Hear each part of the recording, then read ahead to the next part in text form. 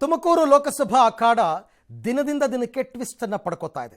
ಬಿಜೆಪಿಯಿಂದ ಟಿಕೆಟ್ ಕೈ ತಪ್ಪಿದ್ದಕ್ಕೆ ಅಸಮಾಧಾನಗೊಂಡಿರತಕ್ಕಂಥ ಮಾಧುಸ್ವಾಮಿ ಅವರನ್ನ ಇವತ್ತು ಕಾಂಗ್ರೆಸ್ ಅಭ್ಯರ್ಥಿ ಮುದ್ದಹನುಮೇಗೌಡ ಅವರು ಭೇಟಿಯಾಗಿದ್ದಾರೆ. ಚಿಕ್ಕನಾಯಕನಹಳ್ಳಿನಲ್ಲಿ ಅವರ ಮನೆಗೆ ಹೋಗಿದ್ರು. ಸೊ ಅವರು ನನಗೆ ಬೆಂಬಲ ಕೊಡಿ ಅಂತ ಕೇಳ್ಕೊಂಡಿದ್ದಾರಂತೆ. ಈ ಬಗ್ಗೆ ಪ್ರತಿಕ್ರಿಯೆ ಕೊಟ್ಟ ಮಾಧುಸ್ವಾಮಿ, ಮುದ್ದಹನುಮೇಗೌಡ ಮತ್ತು ನಾನು ಇಬ್ಬರು ಕೂಡ ತುಂಬ ಹಳೆಯ ಸ್ನೇಹಿತರು, ಬಂದರು, ಭೇಟಿಯಾದರೂ, ಬೆಂಬಲ ಕೊಟ್ಟರು. ಬಟ್ ನಾನೊಂದು ಪಕ್ಷ, ಅವರೊಂದು ಪಕ್ಷದಲ್ಲಿದ್ದಾರೆ, ಹೆಂಗೆ ಬೆಂಬಲ ಕೊಡೋಕ್ಕಾಗುತ್ತೆ ಅಂತ ಹೇಳಿ ಬೆಂಬಲವನ್ನು ನಿರಾಕರಿಸಿದ್ದಾರೆ. ಒಂದು ಹೇಳ್ತೀನಿ, ಒಂದು ನೀವು ತಾವು senior most leader in the state ಅನ್ನೋದು ನಾವು ಯಾರು ಮರೆ ಮಾಡ್ತಾರೆ. ಒಂದು ಗೌರವ ಅನ್ನೋದು ಬಂದು ಕೊಡ್ತಕ್ಕಂಥ ನಮ್ಮ ಧರ್ಮ ಸರ್. ನಾನು ಏನು ಬೇಡ್ತಾ ಇದ್ದೇನು ಸರ್. ಒಂದು ಹೇಳ್ತೀನಿ. ಇನ್ನು ಕಾಂಗ್ರೆಸ್ನ ಭಿನ್ನಮತ ವಿಚಾರಕ್ಕೆ ಬರೋಣ. ಕೋಲಾರದಲ್ಲಿ ಅಳಿಯನಿಗೆ ಟಿಕೆಟ್ ಕೈ ತಪ್ಪಿದ್ದಕ್ಕೆ ಸಚಿವ ಮುನಿಯಪ್ಪ ಅವರ ಅಸಮಾಧಾನ ಇನ್ನೂ ಮುಂದುವರೆದಿದೆ. ನಿನ್ನೆ ಕೋಲಾರಕ್ಕೆ ಸಿಎಂ ಮತ್ತು ಡಿಸಿಎಂ ಭೇಟಿ ವೇಳೆ ಗೈರಾಗಿದ್ದ ಮುನಿಯಪ್ಪ ಇವತ್ತು ಬಹಿರಂಗವಾಗಿ ಅಸಮಾಧಾನ ಹೊರಹಾಕಿದ್ದಾರೆ. ಸಿಎಂ ಮತ್ತು ಡಿಸಿಎಂ ನನ್ನನ್ನು ಕರೆದೇ ಇರಲಿಲ್ಲ, ಬಿಜೆಪಿ ಗೆಲ್ಲಿಸೋದಕ್ಕೆ ಶ್ರಮಿಸಿದವರ ಜೊತೆ ಸೇರಿಕೊಂಡು ಕಾಂಗ್ರೆಸ್ ಗೆಲ್ಲಿಸೋದಕ್ಕೆ ಹೊರಟಿದ್ದಾರೆ ಅಂತ ಆಕ್ರೋಶ ವ್ಯಕ್ತಪಡಿಸಿದ್ದಾರೆ. ಈ ಬಗ್ಗೆ ಡಿಸಿಎಂ ಡಿಕೆಶಿ ಕೇಳಿದ್ರೆ ನಂಗೆ ಆ ವಿಚಾರ ಗೊತ್ತಿಲ್ಲ, ತಿಳ್ಕೊಂಡು ಮಾತಾಡ್ತೀನಿ ಅಂತ ಹೇಳಿದ್ದಾರೆ. ಇನ್ನು ಪರಮೇಶ್ವರ್ ಅವರು ಕೂಡ ಈ ವಿಚಾರವಾಗಿ ಮಾತನಾಡಿದ್ದಾರೆ. ಈ ನಡುವೆ ಶ್ರೀನಿವಾಸಪುರ ತಾಲೂಕು ಅಡ್ಡಗಲ್ ಗ್ರಾಮದಲ್ಲಿ ನಡೆದ ಕಾರ್ಯಕರ್ತರ ಸಭೆಯಲ್ಲಿ ರಮೇಶ್ ಕುಮಾರ್ ಅವರು ಭಾವನಾತ್ಮಕವಾಗಿ ಮಾತನಾಡಿದ್ದಾರೆ. ನನ್ನ ಮಗ ಸಹ ಚುನಾವಣೆಗೆ ಸ್ಪರ್ಧೆ ಮಾಡಲ್ಲ, ಮಗನಿಗೆ ಬದುಕೋ ದಾರಿ ತೋರಿಸಿದ್ದೀನಿ, ನಾನು ಕೂಡ ಚುನಾವಣೆಗೆ ಸ್ಪರ್ಧೆ ಮಾಡಲ್ಲ ಅಂತ ಹೇಳೋ ಮುಖಾಂತರ ಚುನಾವಣಾ ರಾಜಕೀಯದಿಂದ ದೂರ ಸರಿಯುವ ಸುಳಿವನ್ನು ಕೊಟ್ಟಿದ್ದಾರೆ. ನನಗೆ ಅಧ್ಯಕ್ಷರು ಮತ್ತು ಮುಖ್ಯಮಂತ್ರಿಗಳು ನನಗೆ ಅವರು ಕೋಲಾರಕ್ಕೆ ಹೋಗ್ತಾ ಇದ್ದೀವಿ, ನೀವು ಬರಬೇಕು ಅನ್ನೋ ವಿಷಯ ನನಗೆ ತಿಳಿಸಿಲ್ಲ. ಅವ್ರು ಕರೆದಿದ್ರೆ ನಾನು ಹೋಗ್ತಿದ್ದೆ, ಅವ್ರು ಕರೀಲಿಲ್ಲ. ಅದು ಅಲ್ಲೇ ಕೇಳಬೇಕು, ಅಧ್ಯಕ್ಷರನ್ನು ಕೇಳಬೇಕು, ಮುಖ್ಯಮಂತ್ರಿಗಳನ್ನ ಕೇಳಬೇಕು. ಆದರೆ ನೋವಿದೆ, ಬಿಜೆಪಿನ ಗೆಲ್ಲಿಸಿದವ್ರನ್ನ ಮುಂದೆ ಇಟ್ಕೊಂಡು ಮತ್ತೆ ಕಾಂಗ್ರೆಸ್ ತರ್ತೀವಿ ಅಂತ ಹೇಳ್ತಾರೆ. ಹ್ಯಾಕಿಂಗ್ ಆಗ್ತಾ ಇದೆ ಅಂತ ನನಗೆ ನೋವಿದೆ. ಸಂತೋಷ, ಅವ್ರು ಗೆಲ್ಸ್ಕೊಂಬರ್ಲಿ, ತೊಂದರೆ. ನಾವೇನು ಹೋಗಲ್ಲ ಕೋಲಾರದ ಕಡೆ. ಅಲ್ಲ, ನನಗೆ ಕೊಟ್ಟಿರೋ ಕಡೆ ನಾನು ಕೆಲಸ ಮಾಡ್ತೀನಿ. ನಿನ್ನೆ ಹೋಗೋ ವಿಚಾರ ಸಿಎಂ ಆಗಲಿ ಡಿಸಿಎಂ ಆಗಲಿ ನನ್ನ ಗಮನಕ್ಕೆ ತಂದಿಲ್ಲ. ಬಿಜೆಪಿಯನ್ನ ಗೆಲ್ಲಿಸಿದವ್ರ ಜೊತೆಗೆ ಇವ್ರು ಪ್ರಚಾರ ಮಾಡ್ತಾರೆ, ಅವರೇ ಗೆಲ್ಸ್ಕೊ ಬರ್ಲಿ, ಬಹಳ ಸಂತೋಷ ಅಂತ ಹೇಳಿದ್ದಾರೆ.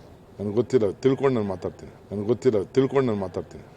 ನನಗೆ ಸ್ವಲ್ಪ ಆರಾಮ ಇರಲಿಲ್ಲ ಅಂತೇಳಿ ನಾನು ಹೋಗಲಿಲ್ಲ. ನಾವೆಲ್ಲ ಹೋಗಬೇಕಾಗಿತ್ತು, ಮುನಿಯಪ್ಪನವರು ಬರಬೇಕಾಗಿತ್ತು. ಯಾವ ಕಾರಣಕ್ಕೆ ಅವರು ಹೋಗಿಲ್ವೋ ಗೊತ್ತಿಲ್ಲ ನನಗೆ. ಕಡೆಗಣಿಸೋದಿಲ್ಲ, ಅವರು ಟಿಕೆಟಿನ ಅವರ ಅಳಿಯನಿಗೆ ಕೇಳಿದರು, ಅವರಿಗೆ ಕೊಡೋದಕ್ಕೆ ಆಗಲಿಲ್ಲ. ಸ್ವಾಭಾವಿಕವಾಗಿ ಸ್ವಲ್ಪ ಮನಸ್ಸಿಗೆ ಬೇಸರ ಇರ್ತದೆ. ಅದನ್ನ ಮುಂದಿನ ಒಂದೆರಡು ಮೂರು ದಿನದಲ್ಲಿ ಸರಿ ಮಾಡ್ಕೊಂಡು ಕರ್ಕೊಂಡು ಹೋಗ್ತಾರೆ. ಪ್ರೆಸೆಂಟ್ ಡೇ ಪೊಲಿಟಿಕಲ್ ಸಿನಾರಿಯೋದಲ್ಲಿ ಅದೆಲ್ಲ ಅಪ್ರಸ್ತುತ. ಈಗ ನಮ್ಗೆ ವಿರುದ್ಧ ಮಾಡಿದವರೇ ನಮ್ಮ ಪಕ್ಷಕ್ಕೆ ಈಗ ಸೇರ್ಕೊಂಡು ಕ್ಯಾನ್ವಸ್ ಮಾಡ್ತಾರೆ. ಅಸೆಂಬ್ಲಿ ಎಲೆಕ್ಷನ್ వచ్చి ఓటడిగే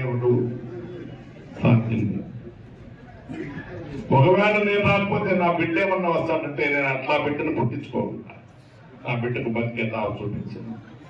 వాడికి వయసు వచ్చింది, పుట్టింది, వాడికి రాజకీయంగా వస్తుంటే వాడు వేరే ఎక్కడైనా ప్రవేశం చేసుకోవచ్చు. కానీ రమేష్ కుమార్ ఉత్తరాధికారిగా నా పేరు చెప్పుకొని భోజనం చేసే హీన స్థితిలో నా బిడ్డను నేను పెట్టాను. 45 సంవత్సరాల కాలము నా రక్తాన్ని ఇక్కడ దారిపోసినాను కాబట్టి నాకు మీతో అడిగే ఒక హక్కు ఉంది. ಇನ್ನು ಮಾಜಿ ಪ್ರಧಾನಿ ದೇವೇಗೌಡರು ಮತ್ತು ಕುಮಾರಸ್ವಾಮಿ ವಿರುದ್ಧ ಮುಖ್ಯಮಂತ್ರಿ ಸಿದ್ದರಾಮಯ್ಯ ಇವತ್ತು ಕೂಡ ವಾಗ್ದಾಳಿ ನಡೆಸಿದ್ದಾರೆ. ದೇವೇಗೌಡರಿಗೆ ಸತ್ಯ ಹೇಳಿದ್ರೆ ಸಹಿಸಲ್ಲ, ನಾನು ಸತ್ಯ ಹೇಳಿದ್ರೆ ನನ್ನ ಗರ್ವಭಂಗ ಮಾಡ್ತೀನಿ ಅಂತಾರೆ ಅಂತ ದೇವೇಗೌಡರು ಹೇಳಿದರು. ಇನ್ನು ಮೇಕೆದಾಟು ವಿಚಾರವಾಗಿ ಟೀಕೆ ಮಾಡಿದ ಕುಮಾರಸ್ವಾಮಿ ವಿರುದ್ಧ ಡಿಸಿಎಂ ಡಿಕೆ ಶಿವಕುಮಾರ್ ಕಿಡಿಕಾರಿದ್ದಾರೆ. ಪಾಪ ಕುಮಾರಸ್ವಾಮಿ ನಾನೇ ಮಹದಾಯಿ ಯೋಜನೆ ಮಾಡ್ತೀನಿ ಅಂತ ಇದ್ದಾರೆ, ಅಧಿಕಾರ ಇದ್ದಾಗ ಕೈಯಲ್ಲಿ ಏನೂ ಮಾಡೋಕ್ಕಾಗಿಲ್ಲ ಅಂತ ಗುಡುಗಿದ್ರು. ಇದಕ್ಕೆ ಮತ್ತೆ ಟ್ವಿಟರ್ನಲ್ಲಿ ಕುಮಾರಸ್ವಾಮಿಯವರು, ಅಧಿಕಾರ ಇರೋದು ನಿಮ್ಮ ಕೈಯಲ್ಲಿ ಸ್ವಾಮಿ, ಜನ ಪೆನ್ನು ಪೇಪರ್ ಕೊಟ್ಟಿರೋದು ನಿಮಗೆ, ಕೆಲಸ ಮಾಡಿ ಅಂತಂದರೆ ಹಳೆದನ್ನು ಯಾಕೆ ಕೆದಕ್ತೀರಾ? ನಿಮ್ಮ ಶಕ್ತಿ ಕೇವಲ 10 ತಿಂಗಳಿಗೆ ನಿಸ್ತೇಜವಾಗಿ ಹೋಯ್ತಾ? ಕೈಲಾಗದೆ ಮೈಪರ್ಚ್ಕೊಳ್ಳೋದು ಅಂದ್ರೆ ಇದೇ ಅಲ್ವಾ ಅಂತ ಕೊಟ್ಟಿದ್ದಾರೆ. ದೇವೇಗೌಡರು 2019ರಲ್ಲಿ ಹೇಳಿದ್ರು, ನರೇಂದ್ರ ಮೋದಿಜಿ ನೀವೇನಾದ್ರು ಮತ್ತೆ ಪ್ರಧಾನಮಂತ್ರಿ ಆಗ್ಬಿಟ್ರೆ ಈ ದೇಶನೇ ಬಿಟ್ಬಿಡ್ತೀನಿ ನಾನು ಅಂತ ಹೇಳಿದ್ರು. ಮುಸಲ್ಮಾನರನ್ನು ಓಲೈಸ್ಕೊಳ್ಳಿಕ್ಕೋಸ್ಕರವಾಗಿ ಏನಾದ್ರು ಮುಂದಿನ ಜನ್ಮ ಅನ್ನೋದಿದ್ರೆ ನಾನು ಮುಂದಿನ ಜನ್ಮದಲ್ಲಿ ಮುಸಲ್ಮಾನ್ ಆಗಿ ಹುಟ್ತೀನಿ ಹೇಳಿದ್ರು ಇಲ್ವಪ್ಪ? ನಾನು ಇದನ್ನ ಹೇಳಿದೆ, ಸುಳ್ಳಲ್ವಾ ಇದು ಅಂತ ಹೇಳಿದೆ. ಅದಕ್ಕೆ ಏನ್ ಗೊತ್ತಾ, ಸಿದ್ದರಾಮಯ್ಯನ ಗರ್ವಭಂಗ ಮಾಡ್ಬಿಡ್ತೀನಿ. ನಾನು ಹೇಳಿದೆ, ದೇವೇಗೌಡ್ರೆ ನನಗೆ ಗರ್ವನೇ ಇಲ್ಲಪ್ಪ, ಇನ್ ಭಂಗ ಎಲ್ರಿ ಮಾಡ್ತೀರಿ ನೀವು? ಇವತ್ತು ಪಾಪ ಕುಮಾರಸ್ವಾಮಿ ನಾನು ತಗೊಂಡು ಅದನ್ನ ಮಾಡ್ತೀನಿ, ಮಾದಾಯಿ ಮಾಡ್ತೀನಿ, ಇದನ್ನ ಮಾಡ್ತೀನಿ ಅಂತ ಇತ್ತಲ್ಲ ಅಧಿಕಾರ ಅವ್ರ ಕೈಯಲ್ಲಿ ಎಲ್ಲ ಇದ್ದಾಗ ಏನು ಮಾಡೋಕ್ಕಾಗಿಲ್ಲ. ನಾನು ಮೇಕೆದಾಟು ಯಾತ್ರೆ ಶುರು ಮಾಡಿದಾಗ ನಗ್ತಾ ಇದ್ರು, ಬಿರಿಯಾನಿ ಕೊಟ್ಕೊಂಡು ತಿದ್ಕೊಂಡು ಅವ್ರ ಸ್ಟೇಟ್ಮೆಂಟ್ಗಳೆಲ್ಲ ತೆಗಿರಿ, ಅವೆಲ್ಲ ತೆಗಿಸಿ ಕಬಾಬ್ ತಿನ್ಕೊಂಡು ಬಂದು ನಾವೆಲ್ಲ ಎಷ್ಟು ನಡೆದಿದ್ದೀನಿ, ಎಷ್ಟು ಹೋರಾಟ ಮಾಡಿದ್ದೀನಿ, ಯಾರಿಗೋಸ್ಕರ ಮಾಡಿದ್ದೀನಿ, ರಾಜ್ಯದ ಜನತೆ. ಇನ್ನೊಂದು ಕಾಂಟ್ರವರ್ಷಿಯಲ್ ಸ್ಟೇಟ್ಮೆಂಟ್, ಮೈಸೂರು ಮಹಾರಾಜರನ್ನ ಜನಪ್ರತಿನಿಧಿ ಮಾಡಿದ್ದು ಕಾಂಗ್ರೆಸ್ ಪಕ್ಷ. ಮೈಸೂರು ಮಹಾರಾಜರು ಇವತ್ತು ರೋಡಲ್ಲಿ ನಿಂತು ಮತ ಕೇಳ್ತಾ ಇದ್ದಾರೆ. ಇದು ಕಾಂಗ್ರೆಸ್ ಪಕ್ಷದ ಶಕ್ತಿ ಅಂತ ಸಚಿವ ಶಿವಾನಂದ ಪಾಟೀಲ್ ಹೇಳಿದ್ದಾರೆ. ಬಾಗಲಕೋಟೆಯಲ್ಲಿ ಅವರು ಮಾತನಾಡಿದ್ರು. ರಾಜನನ್ನ ಪೋತರಾಜ ಮಾಡುವ ಶಕ್ತಿ ಕಾಂಗ್ರೆಸ್ಗಿದೆ, ಪೋತರಾಜನನ್ನ ರಾಜನನ್ನಾಗಿ ಮಾಡೋ ಶಕ್ತಿನೂ ಕೂಡ ಕಾಂಗ್ರೆಸ್ಗಿದೆ ಅಂತ ಹೇಳಿದ್ದಾರೆ. ಇನ್ನು ಬಳ್ಳಾರಿಯಲ್ಲಿ ಬಿಜೆಪಿ ಅಭ್ಯರ್ಥಿ ಶ್ರೀರಾಮುಲು ವಿರುದ್ಧ ಸಚಿವ ನಾಗೇಂದ್ರ ಫಿಲ್ಮಿ ಸ್ಟೈಲ್ನಲ್ಲಿ ಪಂಥಾಹ್ವಾನ ಕೊಟ್ಟಿದ್ದಾರೆ. ಕಾಂಗ್ರೆಸ್ ಕಾರ್ಯಕರ್ತರ ಸಭೆಯಲ್ಲಿ ಮಾತಾಡ್ತಿದ್ರಂತೆ, ಈ ಭಾಗದಿಂದ ಆ ಬ್ರೋ ರಾಮುಲುನ ಮನೆ ಕಳಿಸಿ, ಈ ಬ್ರೋ ತುಕಾರಾಮ್ನನ್ನು ಪಾರ್ಲಿಮೆಂಟ್ಗೆ ಕಳಿಸಿ ಅಂತ ಹೇಳಿದ್ದಾರೆ. ಅಲ್ಲದೆ ಜಿಲ್ಲಾ ಉಸ್ತುವಾರಿ ಸಚಿವನಾಗಿ ಹೇಳ್ತಿದ್ದೀನಿ, ನಮ್ಮ ಕಾರ್ಯಕರ್ತರ ತಂಟೆಗೆ ಬಂದರೆ ಸುಮ್ಮನೆ ಬಿಡಲ್ಲ ಬ್ರೋ ಅಂತ ಗುಡುಗಿದ್ದಾರೆ. ಇದು ಒಬ್ಬ ಆ್ಯಕ್ಟರ್ ಇನ್ನೊಬ್ಬ ವರ್ಕರ್ ನಡುವಿನ ಹಣಾಹಣಿ. ಬಿಜೆಪಿಯದ್ದು ಈ ಬಾರಿ 400 ಪಾರ್ ಅಲ್ಲ, ಪಾರ್ಲಿಮೆಂಟ್ ಕಿ ಬಾಹರ್ ಅಂತೆಲ್ಲ ಹೇಳ್ಬಿಟ್ಟಿದ್ದಾರೆ. ಇವತ್ತು ಮೈಸೂರು ಮಹಾರಾಜರನ್ನು ಜನಪ್ರತಿನಿಧಿಯಾಗಿ ಮಾಡತಕ್ಕಂಥ ಕೆಲಸ ಯಾರಾದರೂ ಮಾಡಿದ್ರೆ ಅದು ಕಾಂಗ್ರೆಸ್ ಪಕ್ಷ ಅನ್ನೋದು ನೀವ್ಯಾರೂ ಕೂಡ ಮರಿಬಾರ್ದು.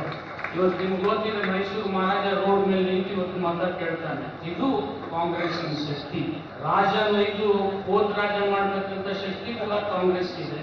ಹೋದ್ ರಾಜನ ಇದು ರಾಜ ಮಾಡತಕ್ಕಂಥ ಶಕ್ತಿ ಕೂಡ ಕಾಂಗ್ರೆಸ್ ಇದೆ ಅನ್ನೋದು ಯಾರು ಕೂಡ ಮರಿಬಾರ್ದು. आपकी बार 400 पार ಅಲ್ಲ, आपकी बार ಪಾರ್ಲಿಮೆಂಟ್ ಗೆ ಬಾಹರ್ ಬಿಜೆಪಿ ಅನ್ನುವಂತ ವಿಚಾರವನ್ನು ಹೇಳಬೇಕು. ಈ ಬಾರಿ ನಮ್ಮ ಕಾರ್ಯಕರ್ತರ ತಂಟೆಗೆ ಬಂದ್ರೆ ಚುನಾವಣಾ ಪ್ರಚಾರಕ್ಕೋಸ್ಕರ ಪ್ರಧಾನಿ ನರೇಂದ್ರ ಮೋದಿ ಅವರು ಮತ್ತೆ ರಾಜ್ಯಕ್ಕೆ ಬರ್ತಾ ಇದ್ದಾರೆ.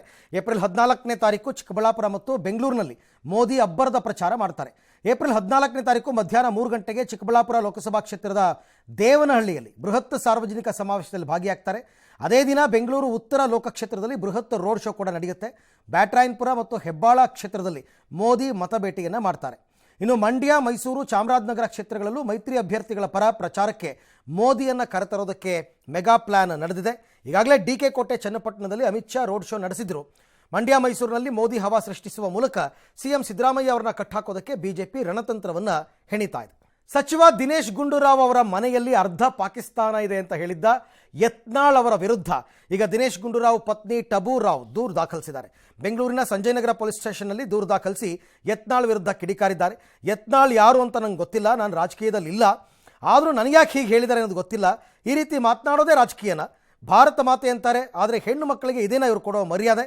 ನಾನು ಮಾನನಷ್ಟ ಮೊಕದ್ದಮೆಯನ್ನು ಹಾಕ್ತೀನಿ ಅಂತ ಟಬೂ ರಾವ್ ವಾಗ್ದಾಳಿ ಮಾಡಿದ್ದಾರೆ. ಇನ್ನು ರಾಜಧಾನಿ ಬೆಂಗಳೂರಿನಲ್ಲಿ ಬಿರು ಬಿಸಿಲಿನ ನಡುವೆ ಈಗ ಕಾಲರಾ ಆತಂಕ ದಿನದಿಂದ ದಿನಕ್ಕೆ ಜಾಸ್ತಿ ಆಗ್ತಾ ಇದೆ. ಅದು ಪಾಸಿಟಿವ್ ಕೇಸ್ಗಳು ಕೂಡ ಜಾಸ್ತಿ ಆಗ್ತಾ ಇದೆ. ಒಟ್ಟು ಇಲ್ಲಿ ತನಕ 11 ಕಾಲರಾ ಕೇಸ್ ಪತ್ತೆಯಾಗಿದ್ದು ಬೆಂಗಳೂರು ನಗರದಲ್ಲೇ 6 ಪ್ರಕರಣ, ಬಿಬಿಎಂಪಿ ವ್ಯಾಪ್ತಿಯಲ್ಲಿ 4 ಮತ್ತು ರಾಮನಗರದಲ್ಲಿ 1 ಪ್ರಕರಣ. ಬಿಎಂಸಿ ಹಾಸ್ಟೆಲ್ನಲ್ಲಿ ಕಲುಷಿತ ಆಹಾರ ಸೇವಿಸಿ ಅಸ್ವಸ್ಥಗೊಂಡಿದ್ದ 47 ವಿದ್ಯಾರ್ಥಿನಿಯರ ಪೈಕಿ 2ರಲ್ಲಿ ಸೋಂಕು ಪತ್ತೆಯಾಗಿತ್ತು. ಇದೇ ಕಾರಣದಿಂದ ಬಿಎಂಸಿ ಹಾಸ್ಟೆಲ್ ವಿದ್ಯಾರ್ಥಿಗಳು ಹಾಸ್ಟೆಲ್ ಬಿಟ್ಟು ತಮ್ಮ ಊರುಗಳತ್ತ ಪ್ರಯಾಣ ಬೆಳೆಸ್ತಾ ಇದ್ದಾರೆ. ಹಾಸ್ಟೆಲ್ನಲ್ಲಿ ಅರ್ಧದಷ್ಟು ವಿದ್ಯಾರ್ಥಿನಿಯರು ಖಾಲಿಯಾಗಿದ್ದಾರೆ.